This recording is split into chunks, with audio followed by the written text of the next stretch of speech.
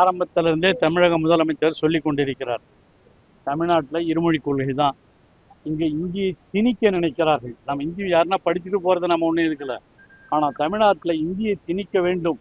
தமிழ்நாடு மட்டும் அல்ல, இந்தி பேசாத கேரளா போன்ற கர்நாடகா போன்ற எல்லா மாநிலங்களிலும் இப்போ இந்தியை திணிக்கிறார்கள்.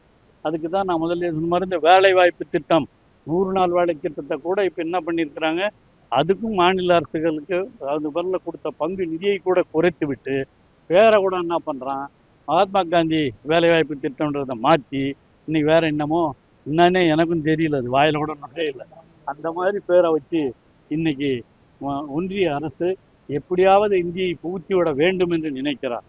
அதைத்தான் இன்னைக்கு எல்லாத்திலையும் செய்கிறாங்க.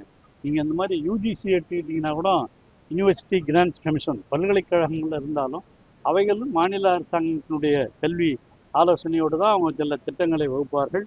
அந்த அடிப்படையில் தான் பல்கலைக்கழகங்கள் கல்லூரிகள் எல்லாம் நடைபெற்று கொண்டிருந்தன. இப்போ அதையும் மாற்றி அவங்களும் வேற எதனா பண்ணி அதையும் இந்தி திணிப்பை அதன் மூலமாகவும் திணிக்க நினைக்கிறார்களே தவிர, புதிய கல்விக் கொள்கை என்ற பெயரிலே அவர்களும் 3வது 5வது 8வதுகளில் எல்லாம் பொதுத் தேர்வை நுழைத்து இடைநிற்றலை அதிகரிப்பதற்காக எல்லா ஏற்பாடுகளையும் செய்து கொண்டிருப்பதுதான் இன்றைய ஒன்றிய அரசு. அதை எதிர்த்து தமிழக முதலமைச்சர் சொல்லி இருப்பதை போல அவர்கள் என்றும் தமிழகத்திலே நுழைய முடியாது என்ற உணர்வோடு அவர்கள் அரசியல் ரீதியாக நுழைவது மட்டுமல்ல, இந்த மாதிரி மொழி திணிப்புகளையும் இந்த தமிழகத்திலே செய்ய முடியாது என்பதை முதலமைச்சர் தளபதி அவர்கள் மிக தெளிவாக சொல்லி இருக்கிறார்கள்.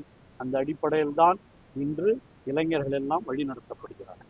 பிளே ஸ்டோர் மற்றும் ஆப் ஸ்டோரில் இருந்து பாலிமர் செயலியை QR கோடு மூலம் பதிவிறக்கம் செய்யுங்கள்.